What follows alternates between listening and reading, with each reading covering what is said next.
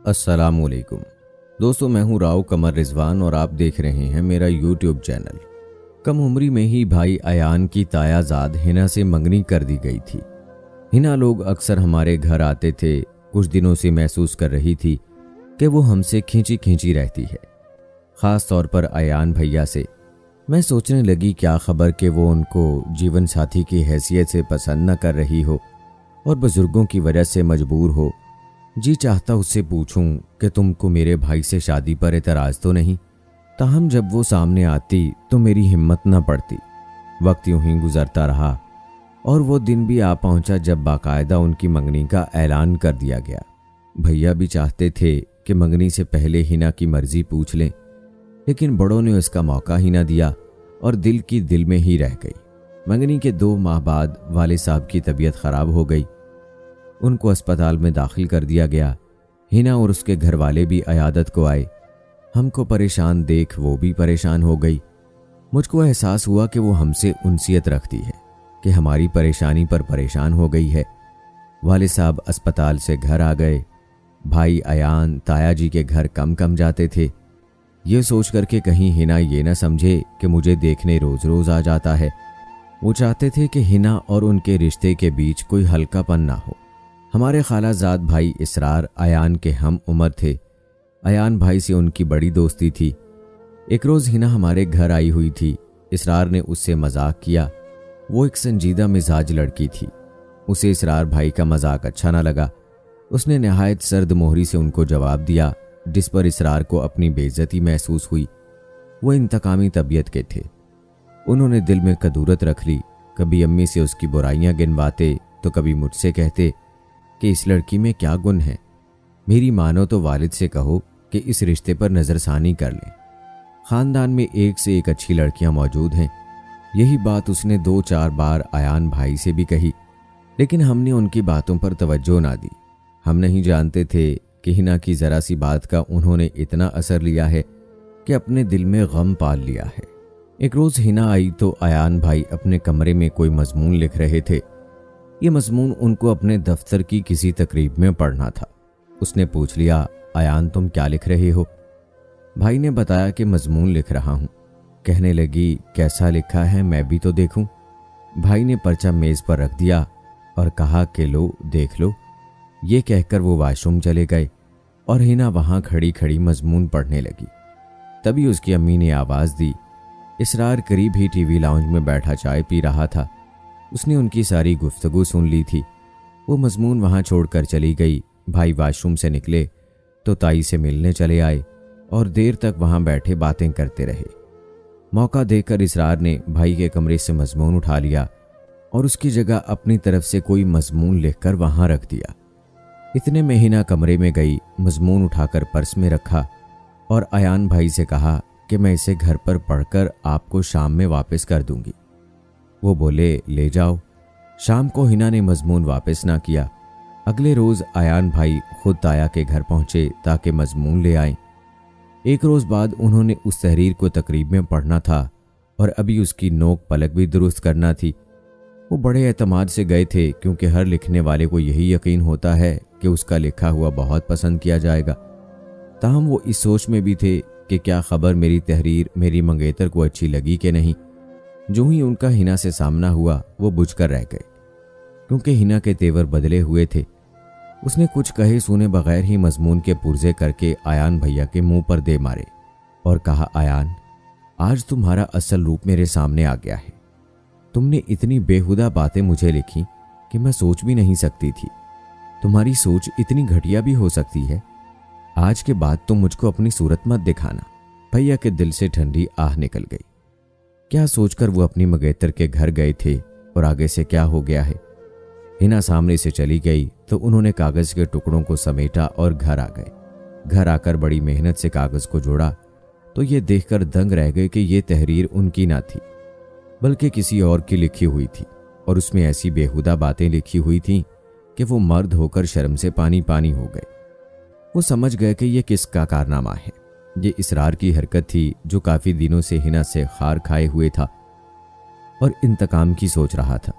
जरा सी बात को लेकर दिल में ऐसी गिराह डाल ली कि उनके पाकीज़ा रिश्ते को तबाह बर्बाद करके रख दिया। हिना के दिल में अपने मंगेतर की जो इज्जत थी वो खाक में मिल गई थी। उनकी मोहब्बत में यूं दरार डालकर जाने मेरे उस बेवकूफ़ खालाजाद भाई को क्या मिला। मेरे भाई को तो इस कदर गम हुआ कि उन्होंने अपनी ज़िंदगी को ख़त्म करने का फ़ैसला कर लिया और कुछ उल्टी सीधी गोलियां खाकर लेट गए। खुदा की कुदरत कि गोलियां खाने के बाद उनका जी मतलाया तो पानी का गिलास भरकर पी लिया। पानी पीते ही खांसी इतनी शदीद हुई कि जो कुछ थोड़ी देर पहले निकला और पिया था सभी कै के ज़रिए निकल गया और गोलियां भी निकल गईं। यूं अज खुद मैदा वाश हो गया और वो बच गए। ताहम जिस दिन से हिना ने इनकार किया था उनकी आधी जान तो निकल ही गई थी। उन्होंने खाना पीना छोड़ दिया जिससे वो बहुत कमज़ोर हो गए। अब्बा जान शादी की तारीख मांग रहे थे और ताया परेशान थे कि उन्हें क्या जवाब दें, क्योंकि अब ताई ना मान रही थी, क्योंकि हिना ने उनसे कह दिया था कि अगर आप लोगों ने मेरी शादी अयान से की तो मैं जहर खा लूँगी। उसे मनाते सब हार गए और मंगनी ख़त्म करने का ऐलान करना पड़ा। मंगनी टूटते ही हिना के लिए ख़ानदान से रिश्ते आने लगे। उधर अयान भाई बीमार थे, उधर हिना की शादी की तैयारियां हो रही थीं। जब मेहंदी उसके हाथ पर अपना रंग जमा रही थी, मेरे भाई की ज़िंदगी से रंग उतरने वाले थे। उनका मर्ज बिगड़ जाने से डॉक्टर परेशान थे। वो खा सकते और ना पी सकते थे। उनका बचना मुश्किल नज़र आ रहा था। वो हर लम्हा हिना को याद करते और मखमूम हो जाते थे। मैंने हिना को समझाने की बहुत कोशिश की कि ये इसरार की साजिश थी, उसका कमीनापन था। वो कीना परवर तुमसे बदला लेना चाहता था, लेकिन उस लड़की ने मेरी एक ना सुनी। शायद वो मुझे झूठा समझती थी। अफसोस की बात यह कि उसका इल्म सिर्फ मुझे था या भाई अयान को कि उन्होंने उसका मज़मून पढ़ने को दिया था। जो जुर्म मेरे भैया ने नहीं किया था उसका एहसास उनको जीने नहीं देता था।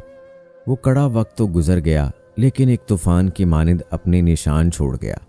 इसके बाद अयान भाई में बड़ी तब्दीली आ गई। उन्होंने ज़िंदगी को मनफी अंदाज से देखना शुरू कर दिया। उनकी सोच के धारे ही मर गए। अब वो बेकार लड़कों की सोहबत में उठने बैठने लगे, जो पढ़ते लिखते थे और ना कोई काम करते थे। बस मोहल्ले के चौक में पड़े तख्त पर बैठकर चौकड़ियाँ खेलते या सिगरेट चर्स भरे पीते थे। अयान भाई के अंदर का खालीपन उनको सताने लगा था। उनकी बर्बादी का दौर शुरू हो चुका था। उन्होंने गलत सोसाइटी में उठना बैठना शुरू कर दिया, जिसके बायस मोहल्ले में बदनाम होने लगे। हालांकि उन्होंने ना तो कभी किसी तरह का बुरा काम किया था और न कभी किसी लड़की को बुरी नज़र से देखा था। किसी की बहन बेटी की ज़िंदगी को बर्बाद करने का तो सवाल ही न था। बस हिना के गम में बुरे लड़कों की सोहबत में उठने बैठने लगे थे कि एक अच्छी लड़की ने उनको बुराई की दलदल में उतर जाने से कबल ही बचा लिया। ये लड़की शकीला थी। हुआ यूं कि एक दिन वो घर से निकले तो सामने एक दोस्त मिल गया। अयान भाई उसके साथ गली में खड़े बातें कर रहे थे कि शकीला को देखकर भाई के दोस्त ने कुछ गलत बात कही और ठंडी आह भरी जो मेरे भाई को बहुत नागवार गुजरी। तभी उन्होंने उस आवाज़ा कसने वाले लड़के को ऐसे हाथ जमाए कि वो बौखला गया। अयान भाई ने कहा, तुमको खबर है ये लड़की जिसको तुमने गलत अंदाज से देखा मेरे घर से निकली है। हमारी पड़ोसन और मेरी बहन की सहेली है, मेरी बहन जैसी है। इस वाक़े के बाद उन्होंने गलत लड़कों से सलाम दुआ तर्क कर दी।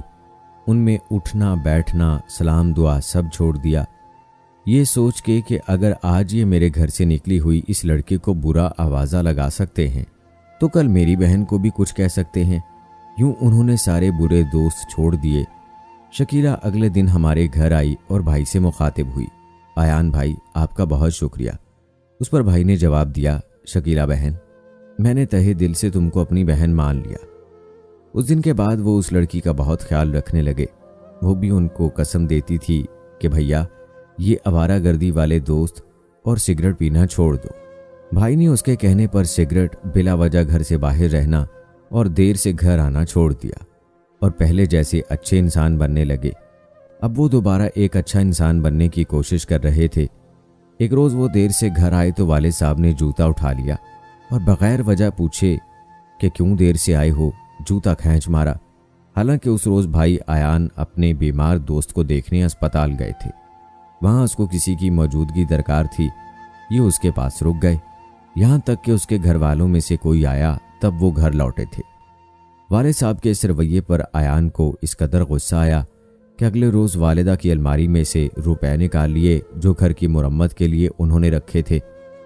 50,000 रुपए लेकर घर से निकल गए और 1 माह तक नहीं लौटे।